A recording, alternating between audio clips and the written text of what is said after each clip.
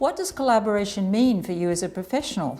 It requires you to be open, to value knowledge and perspectives from other disciplines, and to be open to conversations that might challenge your views and methods.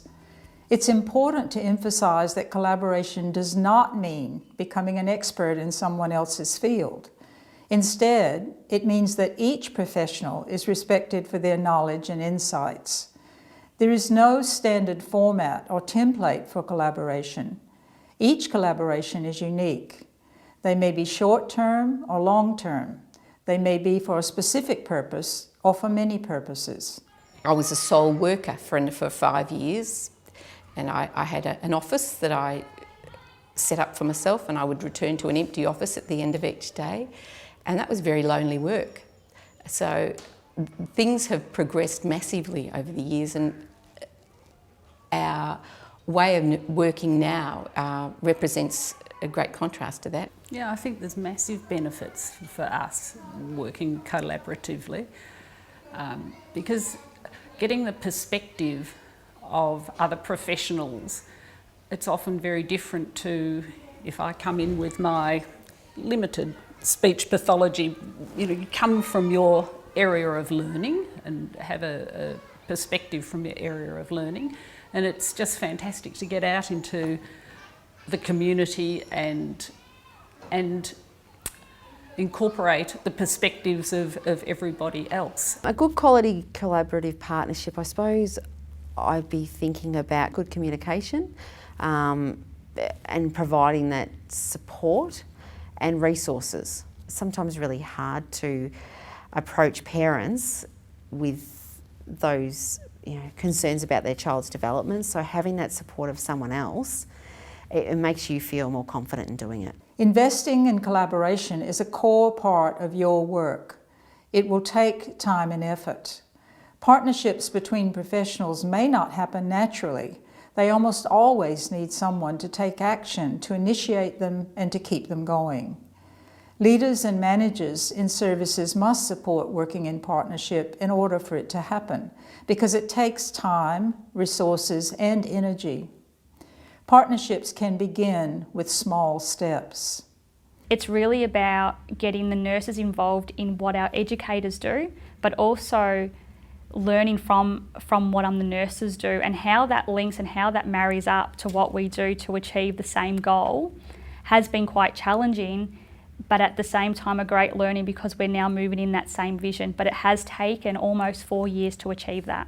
So we've made a point of being very involved with the childcare and the kindergarten and being available to them. We have a half an hour once a week, both of the nurses, where we go into the rooms and we are available for questions that they may have, concerns that they may have about any particular children. Obviously maintaining privacy, but just general questions. We're often caught in the kitchen too. It's a very informal thing as well. It is interesting because most of us work in either an isolated centre or a centre that's co-located but not necessarily integrated. And so it's been a big learning curve and very interesting to both Margaret and myself to actually come and work in a more integrated service. And I have to say, much more satisfying from our point of view. Partnerships between different services can be formal or informal, and they are dynamic and change over time. The most important thing is that a professional partnership meets the needs of each child and family, and that it allows early childhood professionals to work in constructive and positive ways. Grown now to about 370 students. They come from a really wide variety of backgrounds. We have a large Karen community, a lot of refugees and English as a second language speaking families. So the Community Hub supports that in that there are many agencies that work together to support those new members of our communities to be functioning in our schools and our children to be in their classrooms. It was a really great opportunity and something that's worked really well for us. This isn't an inward-looking school, that we're an outward-looking school looking for opportunities to work with partners, not gain from partners. That's a very fundamental difference, that we be an active member in the partnership and just not take the educational outcomes, but try to find ways to help those partners deliver their services. So whenever we've got an event or something happening, we'll make sure that the partners are told what's happening, offered spaces here. The program will encourage the partners to have access to the parents that they need to. So we've always got to think about those things, about how we can, and it's an ongoing process about how we can work well together. We've also tried to get people to think about not just the community hub being a space, a physical space, but about a way of working together that we ultimately have children at the centre, families at the centre of what we're doing.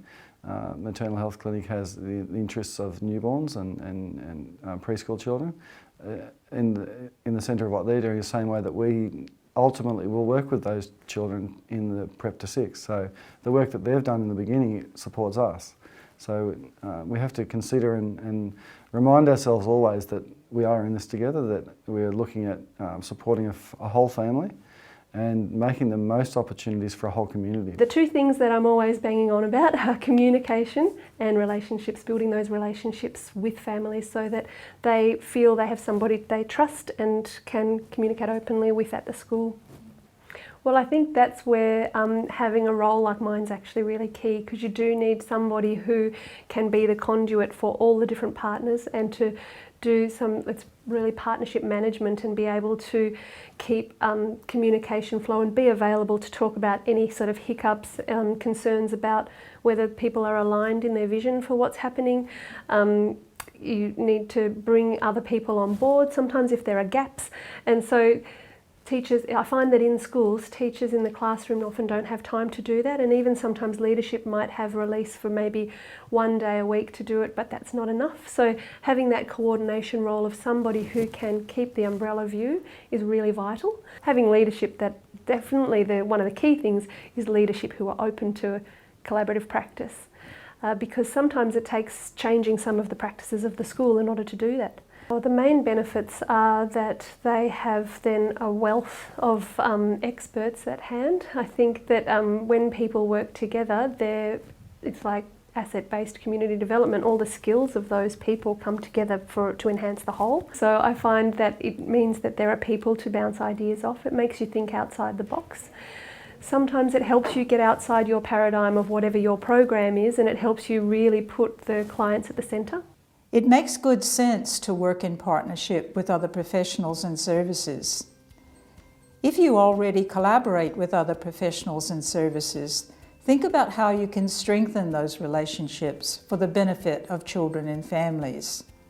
Whether or not you can identify any strong partnerships that you have currently, what steps can you take to initiate new partnerships?